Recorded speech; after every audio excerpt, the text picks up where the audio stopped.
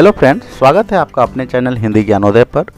शब्दों के सार्थक प्रयोग की दिशा में आगे बढ़ते हुए हम आज देखेंगे कुछ अन्य प्रश्नों को और इन शब्दों के ऊपर में हम चर्चा करेंगे।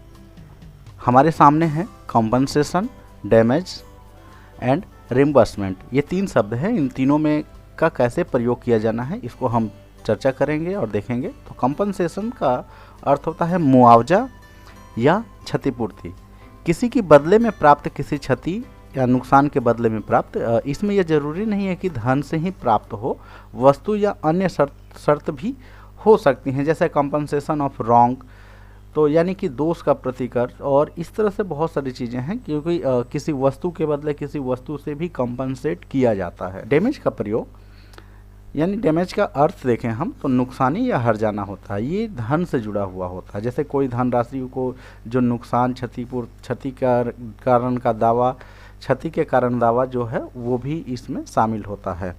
तो ऐसे में देखें तो कोई धनराशि जो कि नुकसान या क्षतिपूर्ति के कारण दावा प्राप्त की गई हो तो उसे जो है कि डैमेज के रूप में हम लिख सकते हैं।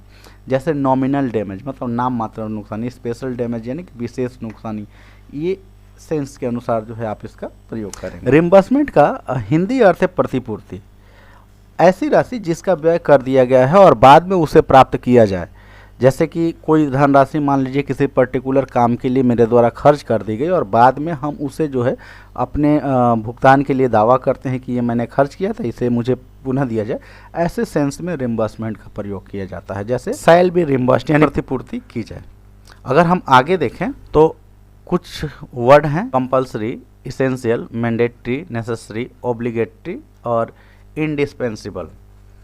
ये कुछ वर्ड हैं आपके सामने। तो कंपल्सरी का प्रयोग कहाँ पे किया जाता है? इसका अर्थ होता है अनिवार्य, बाध्यता के रूप में, मतलब जहाँ पे कोई व्यक्ति उस कार्य के लिए बाध्य है, उसको वो इग्नोर नहीं कर सकता, उसे करना ही पड़ेगा, तो वैसे सेंस में कंपल्सरी का प्रयोग किया जाता है।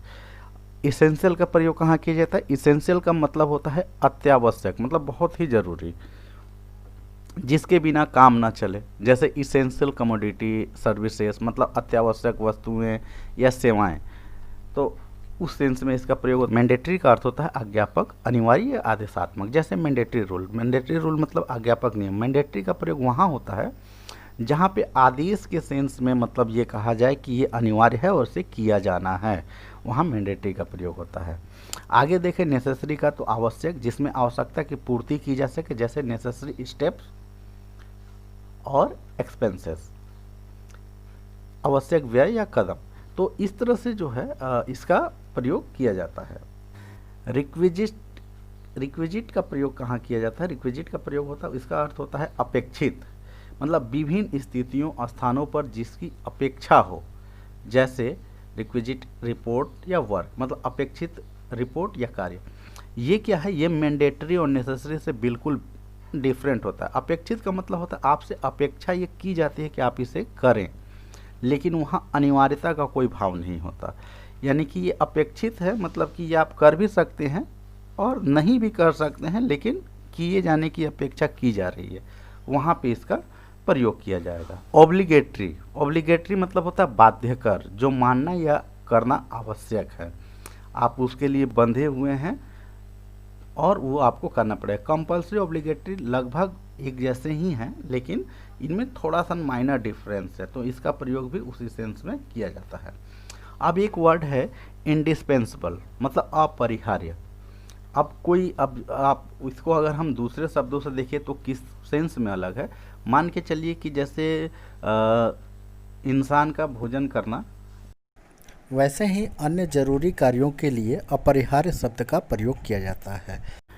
करेक्ट, एक्यूरेट एंड एग्जैक्ट का प्रयोग कैसे किया जाता है? करेक्ट मतलब इसका अर्थ होता है शुद्ध, वह जिसमें कोई भूल ना हो, सही और ठीक हो, जैसे करेक्ट कॉपी यानी शुद्ध प्रति। एक्यूरेट का अगर हिंदी अर्थ हम देखें तो ठीक या सही, जो तथ्यों व आंकड़ों की दृष्टि से बिल्कुल सही हो, जैसे एक्यूरेसी शब्द जो है वो एक्यूरेट से बना हुआ है, इसका अर्थ होता है शुद्धता या ठीक होना, सही होना। एक्यूरेटली ओबे मतलब ठीक पालन का, मतलब जब किसी एक निर्धारित लाइन को खींच दी गई है, उस लाइन के अनुसार अगर आपको उसका पालन करना, उस जगह पे एक्यूरेट का प्रयोग होता है। लेकिन एग्जैक्ट का प्रयोग कब होता है? एग्जैक्ट यानी कि यथा तथ्य, यानी जिन तथ्यों तथा ब्यौरों के सभी पक्षों का सही आकलन किया गया हो, जैसे एग्जैक्ट पीरियड, निश्चित कालावधि। अब एग्जैक्ट का प्रयोग कुछ और जगहों पे भी होता है। अगर हम इसको देखें एग्जैक्ट के प्रयोग को, तो बहुत बार हम लोग बातचीत करते हुए कहते हैं ना कि अरे यार इतना बक मत करो, एग्जैक्ट बताओ कि हुआ क्या था। यानी एग्जैक्ट का मतलब क्या होगा? यानी कि जो मूल तथ्य है, मूल जो बात है, सिर्फ उन बातों को बताना, आगे पीछे इन सारी चीज़ों को ना बताना। तो इस सेंस में भी इसका प्रयोग कई बार होता है। Amend, modify, rectify and reforms, इनमें क्या अंतर है? अमेंड संशोधन करना, किसी दोष गलती को ठीक या दूर करने के लिए संशोधन करना, जैसे अमेंडेड कॉपी या चार्ज, संशोधित प्रति या आरोप। अब अमेंड का मतलब किसी में अगर हम सुधार कर रहे हैं, संशोधन कर रहे हैं, उसकी दोष या गलती को ठीक करके उसको दूर कर रहे हैं, तो उसके लिए इसका प्रयोग होता है। लेकिन मॉडिफाई का प्रयोग कहाँ होता है? मतलब बदल कर अंतर कर देना, यानी कि फेर बदल कर देना, क्रम या स्थान परिवर्तित कर देना। जैसे मान के चलिए कि एक कोई फॉर्म बना हुआ है, उसमें नाम का क्रम जो है कि दूसरे में है और पद नाम पहले में चला गया है, या फिर जो है कि आयु जो है कि पहले में चली गई है। तो हम क्या किए, उसको मॉडिफाई किए और उसमें पहले को दूसरे पे, दूसरे को पहले स्थान पर ले गए। उस सेंस में जो है कि किया जाता है, जैसे फॉर्म मॉडिफिकेशन, फॉर्म संशोधन।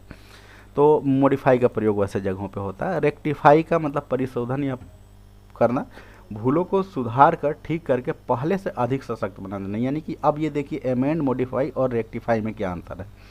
तो मॉडिफाई जहां हम फेर बदल करके कर रहे थे, लेकिन रेक्टिफाई में क्या करेंगे? मान के चलिए कि नाम ही गलत है, कॉलम ही गलत दिया गया है उसको, तो हम उसको पूरी तरह से चेंज किए और पहले की तुलना में हम उसमें शब्दों को भी बहुत कुछ हटा दिए और पहले की तुलना में उसको और ज़्यादा कारगर और उपयोगी बना करके हम उसको प्रेजेंट कर, तब वहाँ पे रेक्टिफाई का प्रयोग होता है। और एक शब्द है रिफॉर्म्स। रिफॉर्म का प्रयोग कहाँ होता है? तो आमूल चूक परिवर्तन द्वारा सुधार कर देना। मतलब किसी कार्य में, किसी बड़े ये में, जैसे नीति में या प्रणाली में जो है कि मतलब उसकी जो मूलभूत संरचना है उसमें बहुत बड़ा बदलाव करके उसको पूरी तरह से परिवर्तित कर देना। वैसे सेंस में जो है रिफॉर्म का प्रयोग होता है। जैसे रिफॉर्मिंग मतलब सुधार करना। इस प्रकार हमने अंग्रेजी के कुछ महत्वपूर्ण शब्दों पर चर्चा की। आज की वीडियो में इतना ही। मिलते हैं अगली वीडियो में कुछ नए प्रश्नों के साथ। फ्रेंड्स, हमारी वीडियो अगर आपको पसंद आई हो तो प्लीज़ हमें लाइक करें, कमेंट करें, हमारे वीडियो को शेयर करें तथा हमारे चैनल को भी सब्सक्राइब करें ताकि हम आपको और बेहतर वीडियो दे सकें। मिलते हैं अगले वीडियो में कुछ नए प्रश्नों, संदर्भों के साथ में। तब तक के लिए बहुत बहुत धन्यवाद।